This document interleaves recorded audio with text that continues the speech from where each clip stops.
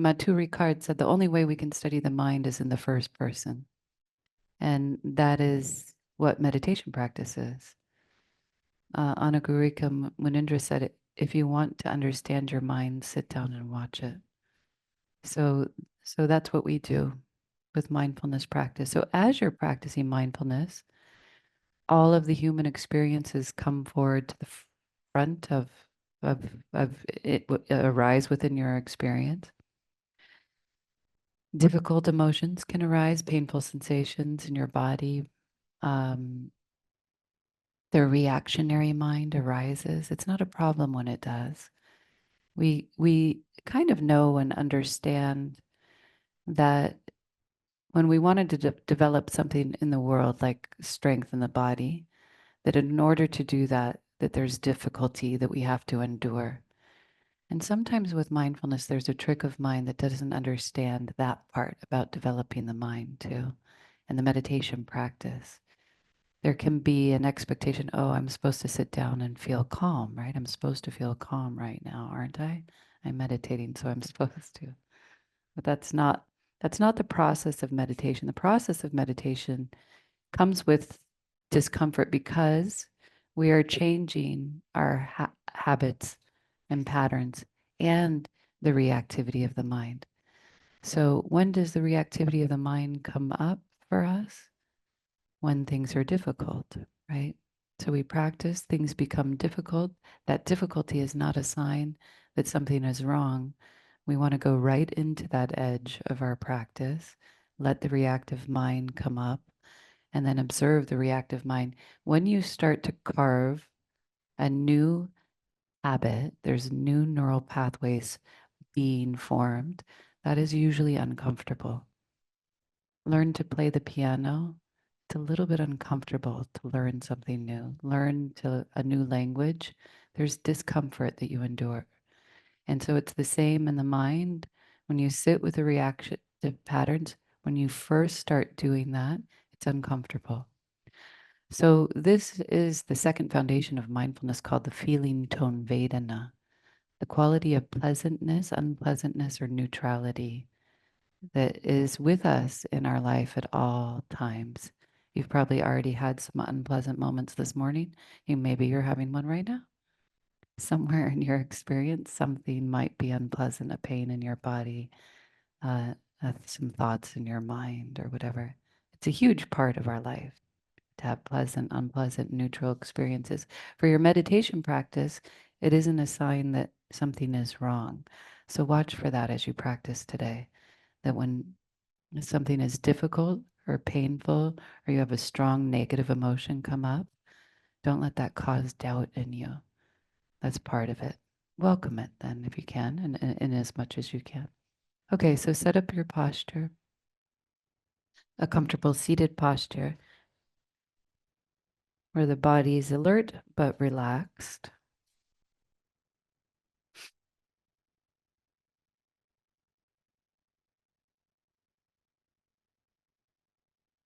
And bring your awareness inwards, noticing the reality of your present moment experience.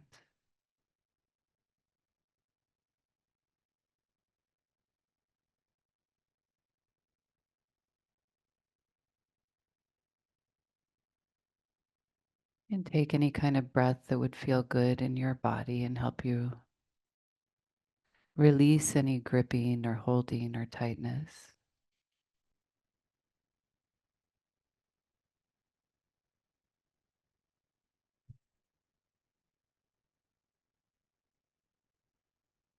Relax around your eyes, relax around your heart.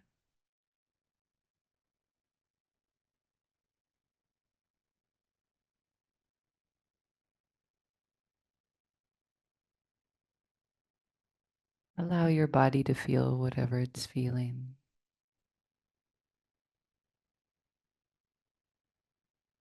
Any aches or pains or heaviness.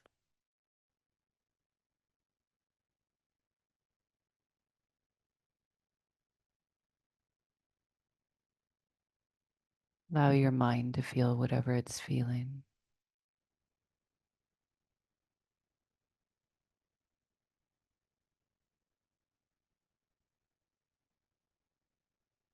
not holding on to anything, and not pushing anything away.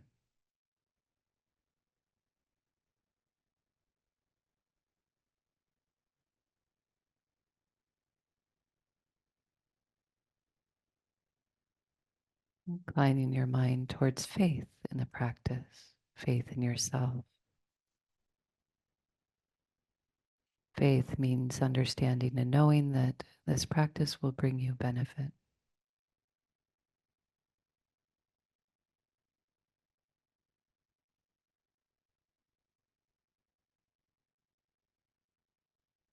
And practice from that place and that place alone for your benefit.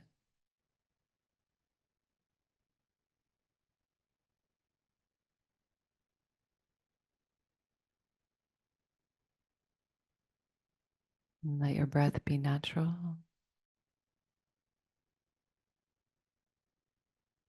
not controlling or making sounds with your breath intentionally.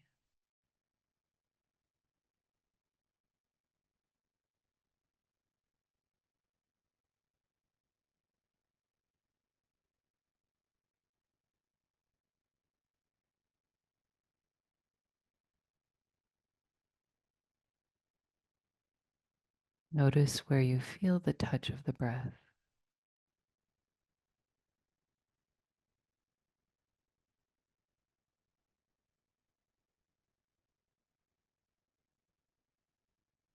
This rising and falling sensation in the belly.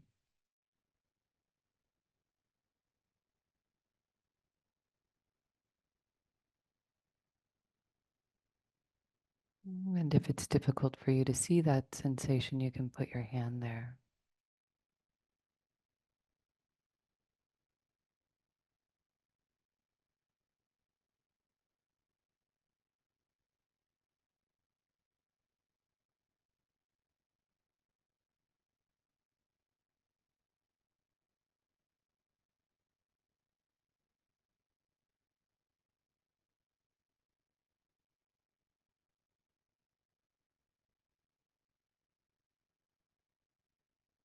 Feeling the sensation, the subtle movement of the breath.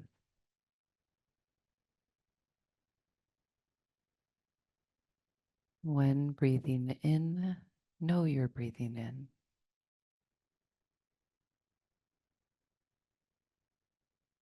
When breathing out, know you're breathing out.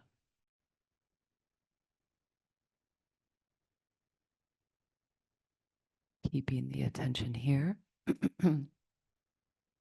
and noting in the mind, inhaling when you breathe in, exhaling when you breathe out.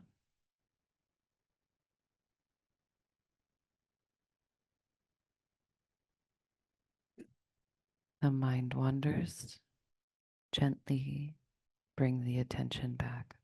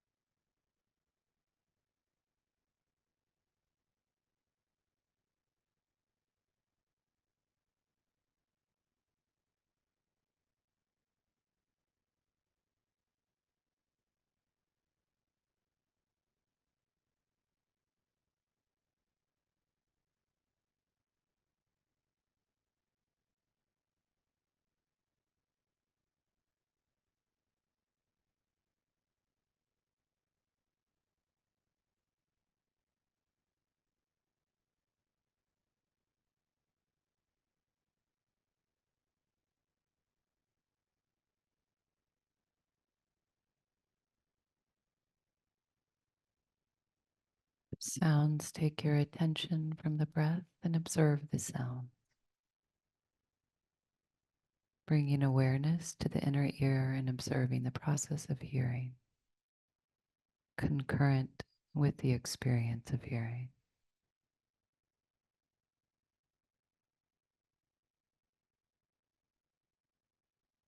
Watching sounds as they arise at the beginning all the way to the end.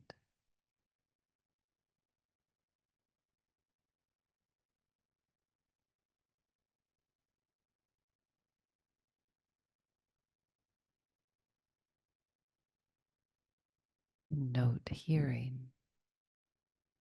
in the mind.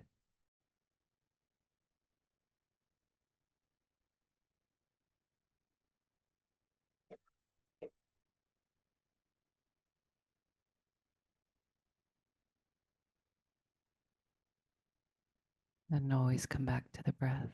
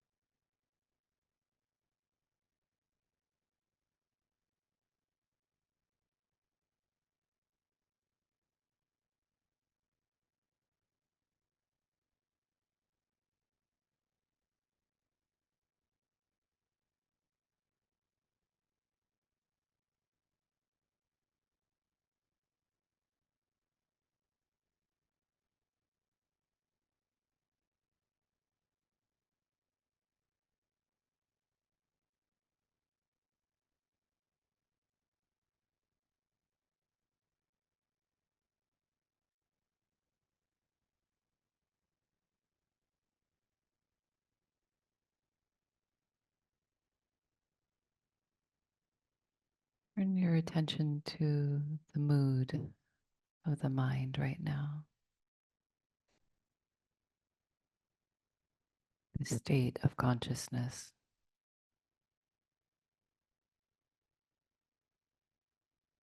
Not looking for anything particular, but noticing what is actually there.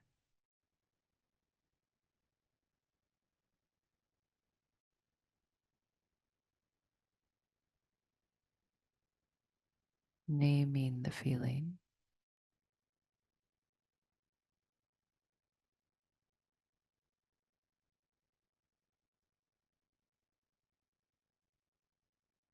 And observing any sensations in your body.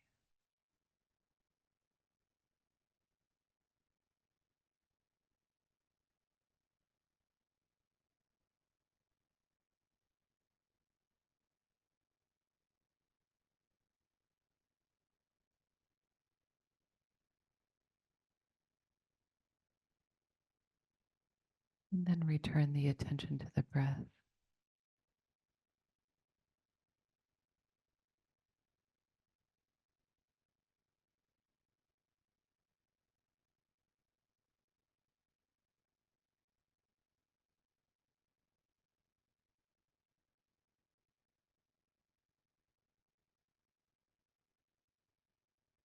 Inhaling, exhaling.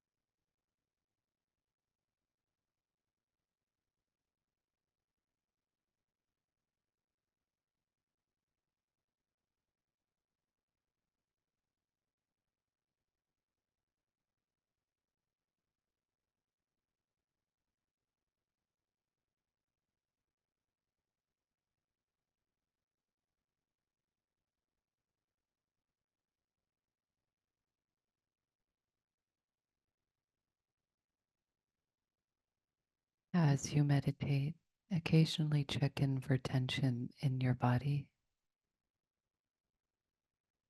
Relax the body, relax the mind. Release any gripping, any tension.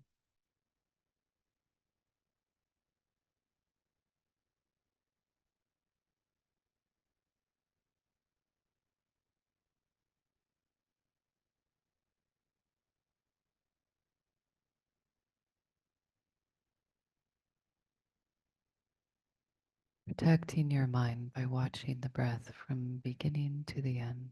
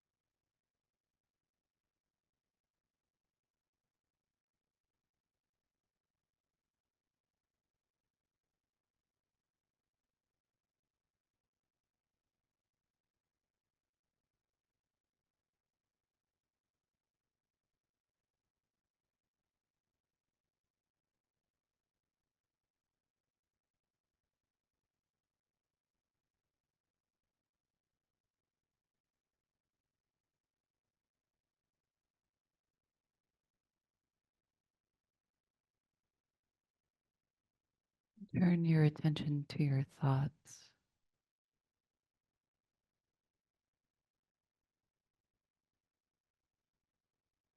We're trying to see thoughts, not oppress them.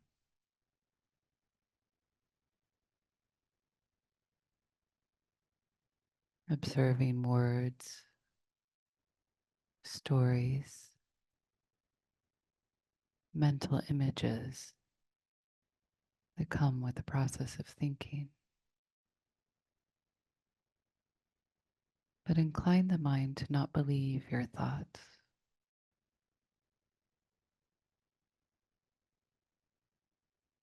Become an objective.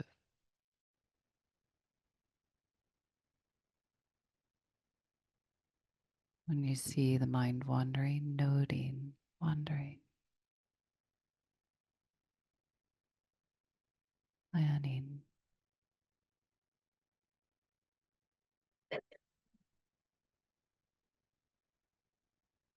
remembering. The next thought that arises, know what it is. Judging,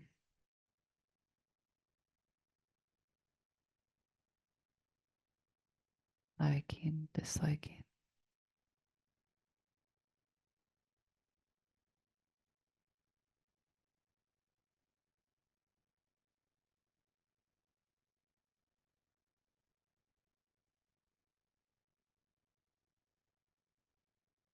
And then return to the breath.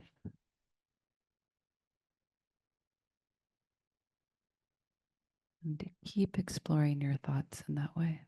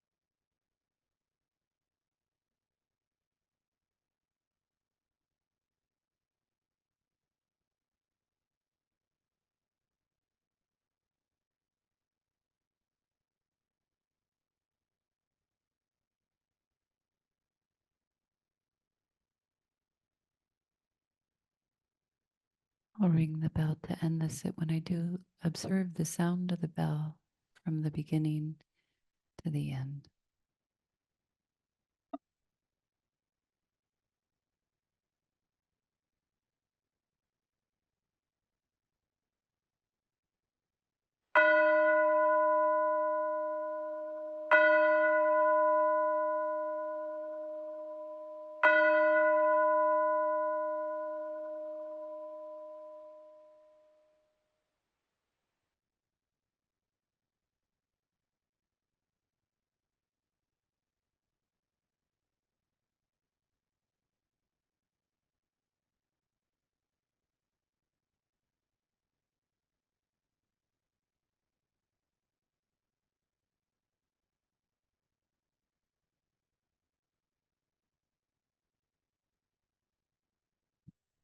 Okay.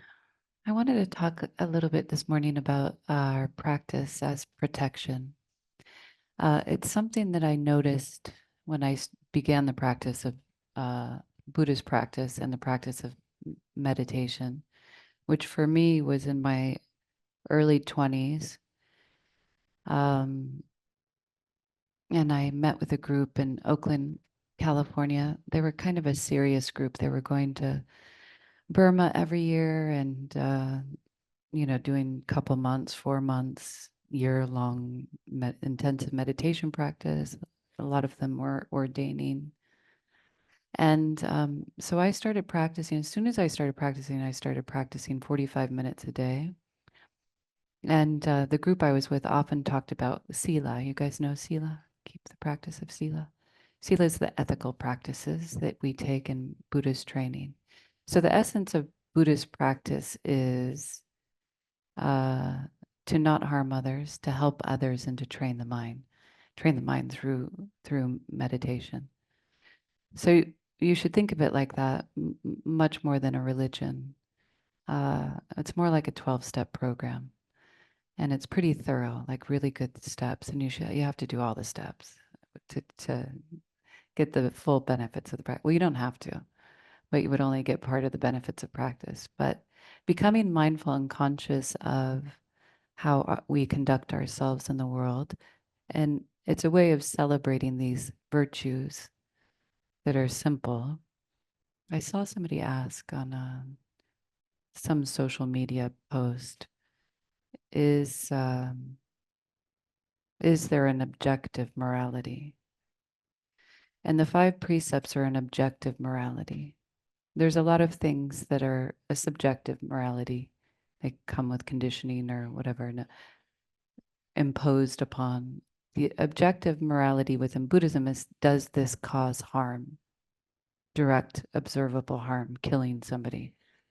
Very clear, right? Stealing from somebody, lying to people, gossiping, trying to divide people in terms of our speech or right speech, and then intoxicating the mind, which leads to uh, loosening up our kind of judgment and so observable. So I was conscious about that in the beginning of my practice, and I hadn't been before at 21 or whatever. I wasn't conscientiously observing those things. I probably did gossip. I definitely drank. And I definitely wasn't always aware of how my energy was affecting the world around me. So becoming aware, um, I really saw these changes that were so powerful for me.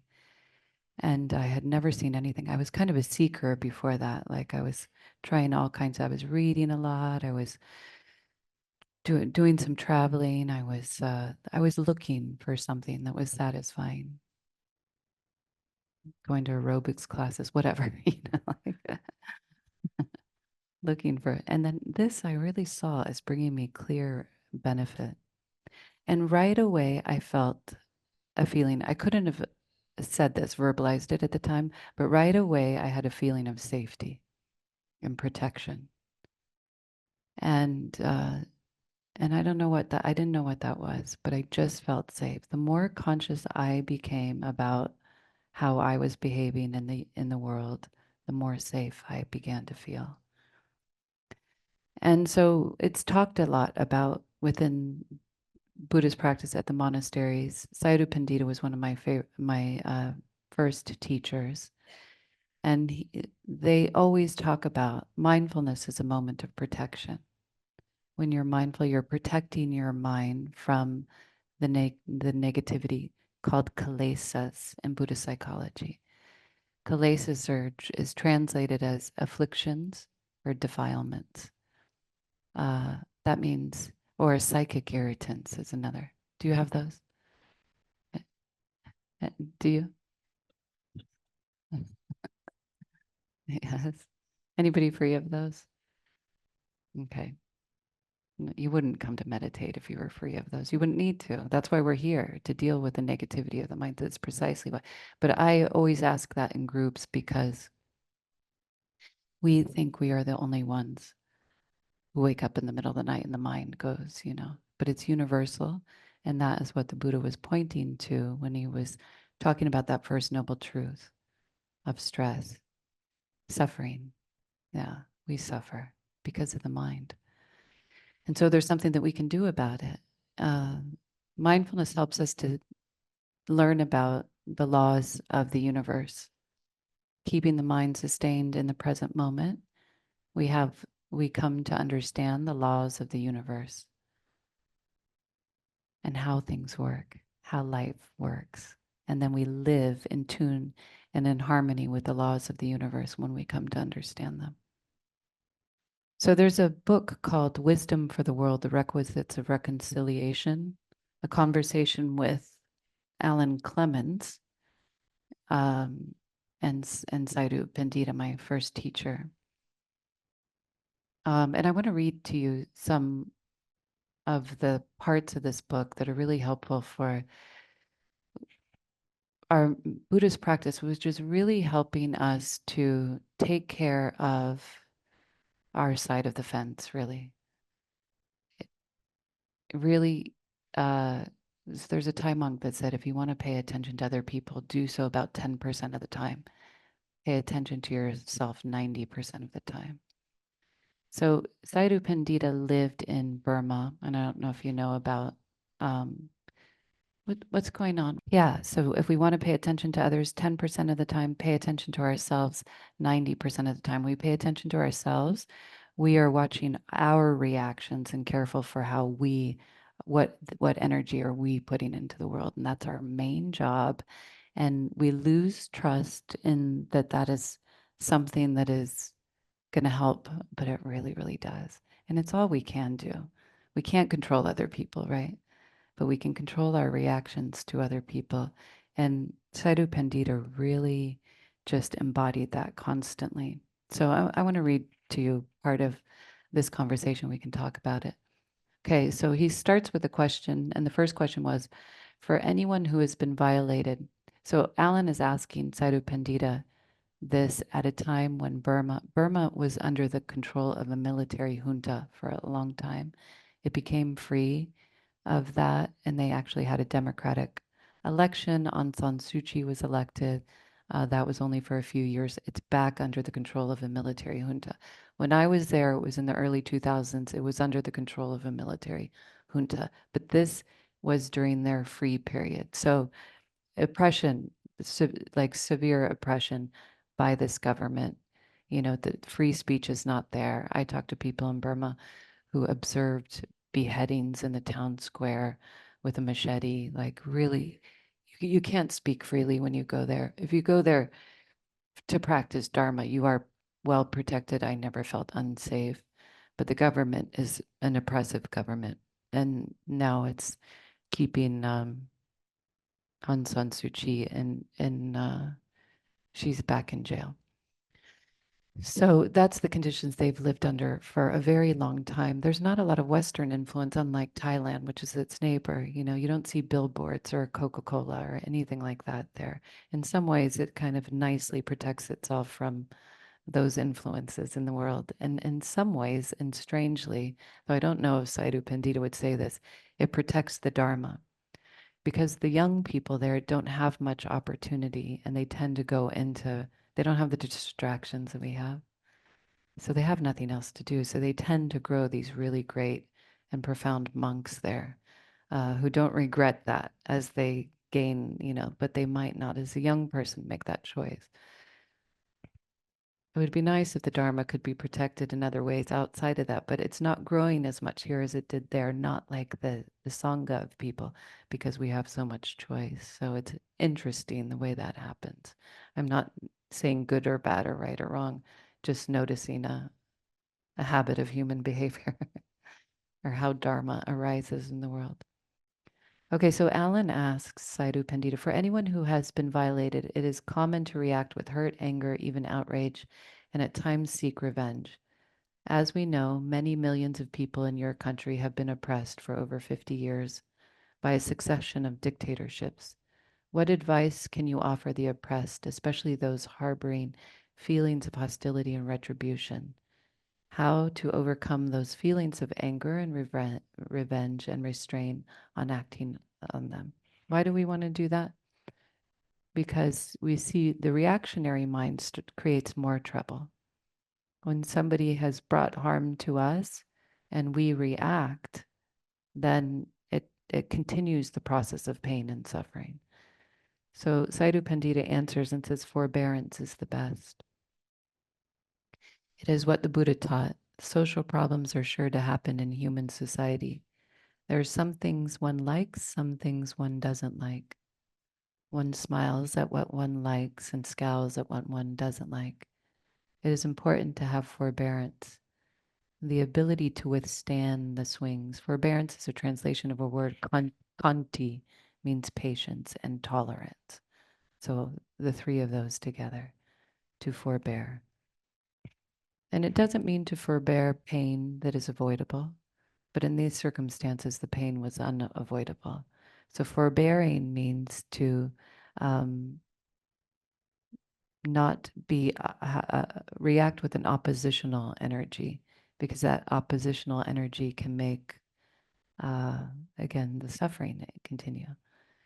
In this country, we say kanti is the highest austerity, like ours. Patience is the greatest virtue. Same in Burma. In the human world, we are certain to encounter things we do not like.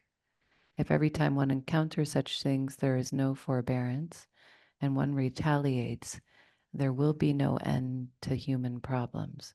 There will only be quarrels. To be patient and forbear fully, there must be the ability to logically reason. Without forbearance, a fight occurs. Both sides get hurt, and there's no relief, and many wrongs are done. When one can forbear, the quarrel quiets. This is the benefit gained. And this one needs to add metta, the desire for another's welfare. When the desire for the welfare of others becomes strong, one can be patient and forbearing. When harmed, one can forgive. One can give up one's own benefit and make sacrifices. Problems occur because people are not able to have this attitude of metta, the desire for another's welfare. So this isn't because of, there's some authority that says you should. But what we understand is that when we bring wholesomeness into our reactions in the world, then we protect ourselves. It actually solves the problem more than our mind would tell us that it does. There's a Kusala Sutta, which the Buddha said to cultivate the good, and that cultivating the good brings benefit and pleasure. It's related to the law of cause and effect. Kusala means wholesome or unwholesome. So the quality which we react, when we react in wholesome ways, we get protected.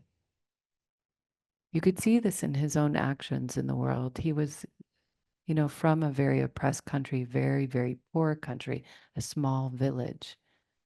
And he lived by not harming others, helping others, and training his mind. And he rose to such a great status, not only in Burma, but also throughout the world. There's monasteries all over the world that he had built. And that was his own he didn't mind what other people were doing. He minded his own mind. And so it rose and it protected him. And that's what I saw right within my own experience. That when I became more conscious of my own mind and stopped minding what other people were doing, I became protected.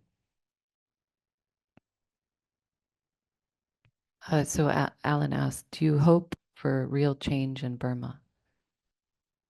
And Sadhu Pandita says, resistance power is important for everyone. People work to develop physical resistance to withstand heat, cold, and fatigue. For the most part, people give priority to developing physical resistance. There's little concern for developing mental resistance. Of course, mental powers are important. Nothing can be substituted for them.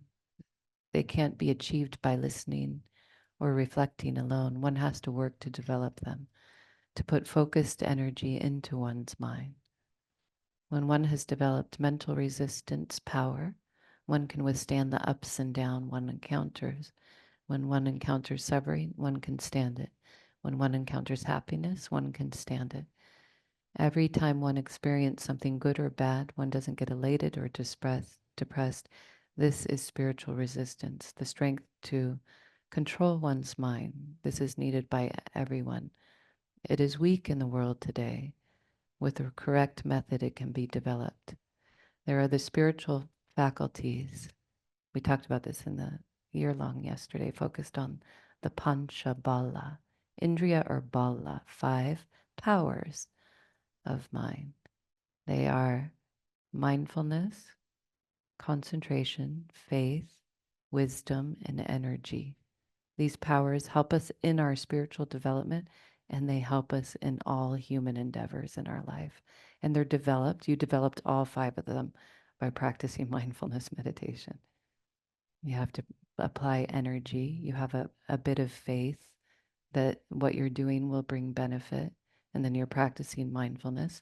And then wisdom is developed through knowing yourself by looking inwards. So it's doable. It's not something that takes like forever. We do it in a moment. We're always doing life in a moment. And we're always practicing something. And we're either practicing laziness or we're practicing energy. We all do that, right? I practice laziness still, but it's a habit and it's developable, right? So Sayadaw U Pandita continues, self-protection is very important. A monk must make his ability to defend himself sturdy. He must practice to build his defense in advance. There are 2 kinds of protection: internal protection by means of internal suppression and external protection by means of external suppression.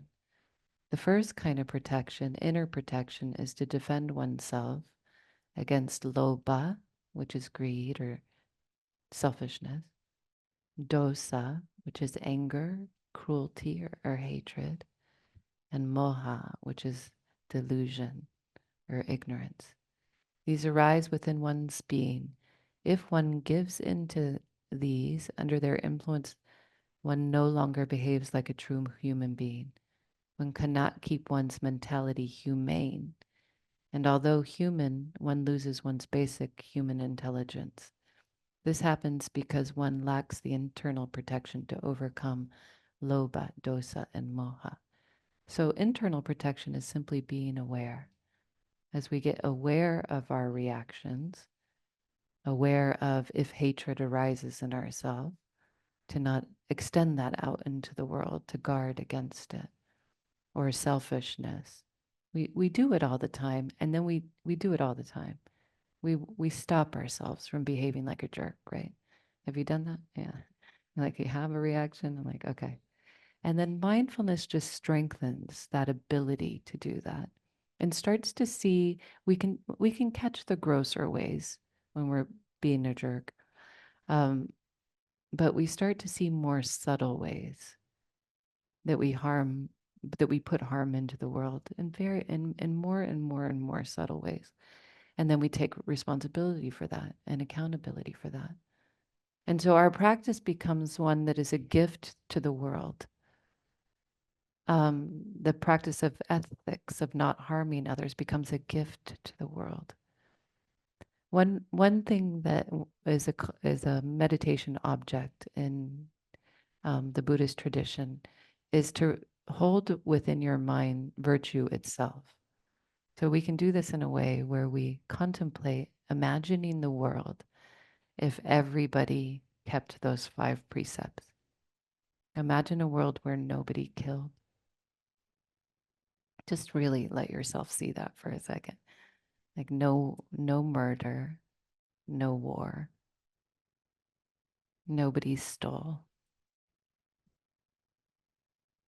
nobody was harmful with their sexual energy. So no sexual assault, no adultery or infidelity, however you want to call that. Imagine that. Imagine if nobody lied, if nobody gossiped. How safe would we all feel? You wouldn't have to lock your doors anymore, right? What a beautiful world that would be.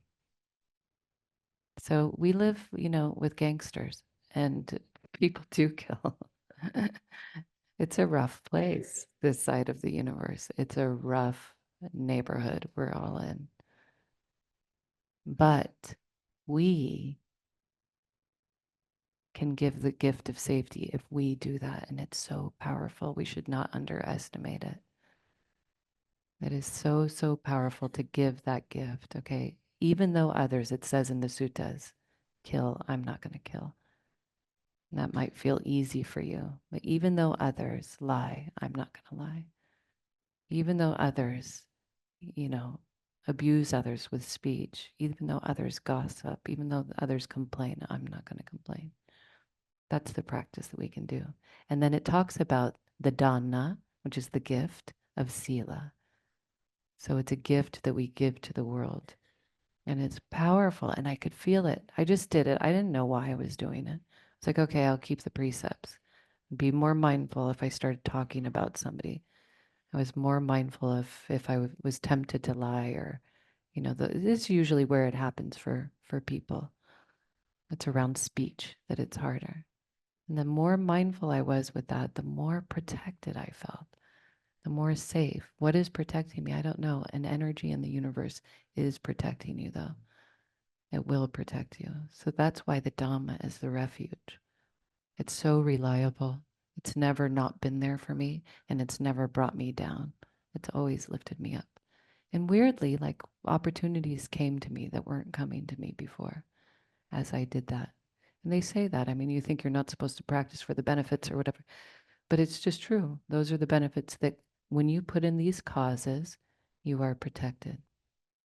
One must make one's internal protection strong and sharp. One does this with the 3 trainings, sila, what we're talking about, the precepts, samadhi is concentration, and panya is wisdom, which we develop when we're practicing mindfulness.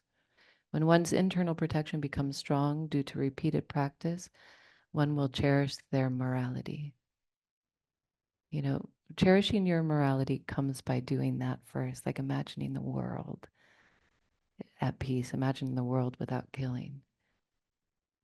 That opens the heart to that feeling of morality. When people just think about themselves being moral, sometimes they feel bounded by rules, but these are good rules that lead to benefit. If the number of people who practice sila, samadhi, and panya becomes large, the Dhamma which they protect will protect them in return. In this way, there will be freedom from disturbances.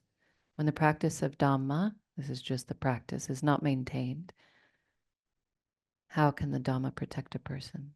In order to increase the number of people who practice sila, samadhi, and panya, one must spread the knowledge of correct practice. And Alan asked, you are aware that terrorism is increasing all over the world. In my country of America, pretty much any Western country for that matter, there's a deep and increasing fear of terrorism.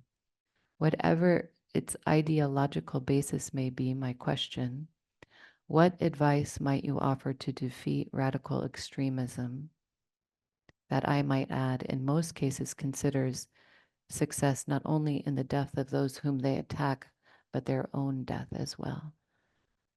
And Sadhu Pandita said, the best way is avoidance. Don't go to a place where there is fire. But if you can't avoid, be prepared. Reasoning power is important. Reasoning power means there is sataka sampajana and sapaya sampanjana, two of the four kinds of clear comprehension. The ability to weigh whether something one is about to do or say is beneficial is called sataka sampanjana. That's a really great reflection for our practice. The ability to discern what we're about to do or say will be beneficial. What do we do if we see an injustice, right? Can be that we just react. That kind of question, is what I'm saying going to help this situation? Will it bring benefit? World leaders do not act this way. That wisdom isn't among world leaders, you know. We're attacked by another country. We attack back, not asking, is this going to help? Is this going to lead to benefit? And so, you know, wars just go on and on and on, not helping, only leading to destruction. So it's a rare being that reflects in this way in the world. We have to be the rare beings in the world.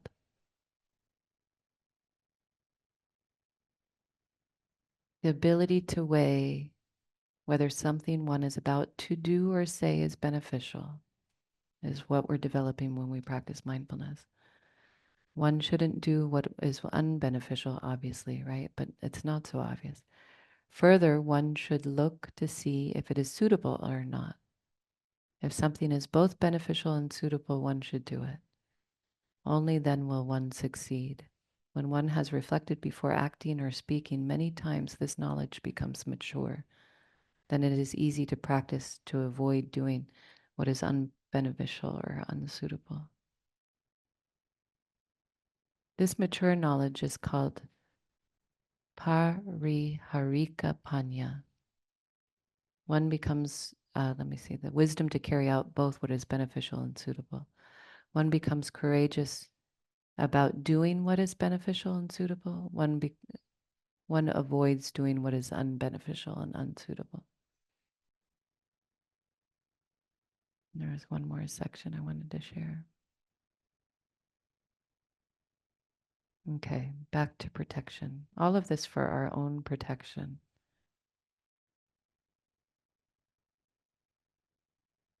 Yeah, that's it. So Alan asks, one last question. Do you see something required here to protect both the people and the sasana? The sasana is the continuation of the Dharma. The dispensation of the Buddha's teachings is only supposed to last a certain time with each Buddha that arises. That's called the sasana. Other than just mindfulness of one's own mind and one's protection against inner enemies. Sadhu Pandita said there should be protection prepared in advance. It must be established, right, through practice. We prepare our protection in advance by practicing sila regularly. And over time, that protection quality builds up more and more and more. Combining theory and practice, one has to work to develop a large population with a firm commitment to the Dhamma. Further, unity and harmony are very important. One has to work to make oneself and one's group good. When one's group or community is good, there will not be injustice towards others. When that attitude becomes mature, it is said, Dhammo have rakati dhammachari. The Dhamma protects one who protects the Dhamma. Very commonly said in the Buddhist circles. I actually never knew. I've only heard it in the West before reading this, and I didn't know it was from the suttas. But it's something that you'll find. If you protect your practice, you will be protected. Don't believe me, but watch when you practice and watch when you don't practice. It is important to be able to defend oneself In the Parabhava Sutta, the Buddha said, Dhamma kamo bhavam hoti, Dhammadesi parabhava. This is Pali. This means one who learns the teaching and puts it into practice prospers. One who despises the teaching and discipline declines. When the teaching of the principles of Buddhist culture according to the instructions of this sutta, it is important for teachers, elders, on down to parents and school teachers, not just to teach the text, but to teach how theory is put to practice. The teaching of the Buddha encourages self-protection by making SQ. This is a word that Sadhu Pandita learned from, I can't remember what American author it is, but SQ, spiritual intelligence, rather than IQ or EQ. So Sadhu Pandita liked it and adopted that. Spiritual intelligence, or one's capacity for moral integrity, concentration, and wisdom. If one can control oneself and gain victory over oneself, one will not be troubled by others. So when the Buddha's, when Sadhu Pandita is talking about the protection of the Dhamma, or taking refuge in the Dhamma, it means the way things are. It doesn't mean an adoption of an opposed doctrine onto reality. That's not what Buddhist practice is. It's not a belief system. It's learning about the laws of reality, the way the human mind works. It's a raft to get you to understand the human mind. So it doesn't have to be adopted as a belief system, but it is a practice that lines up so well with reality that when you take it, that you're protected by reality, by the laws of nature. So it's up to us, each of us as individuals, and from all of that, we can each day awake and say, okay, I want to leave this world better than it better than I came into it. And if we do that, we'll feel like we lived a gratifying, satisfying life. So this is called Wisdom for the World. Sadhu Pandita is a very direct teacher with kind of a high standard for his students to develop in their spiritual practice, not to stay the same, but to really go to your edge and expand your heart for their benefit.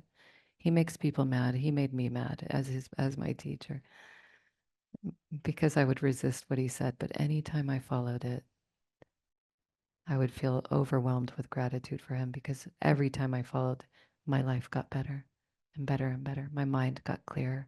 My heart got freer. So I was like, thank you for pushing me to do that. Not mad at you for that. Okay, we can open up for discussion or questions, shares.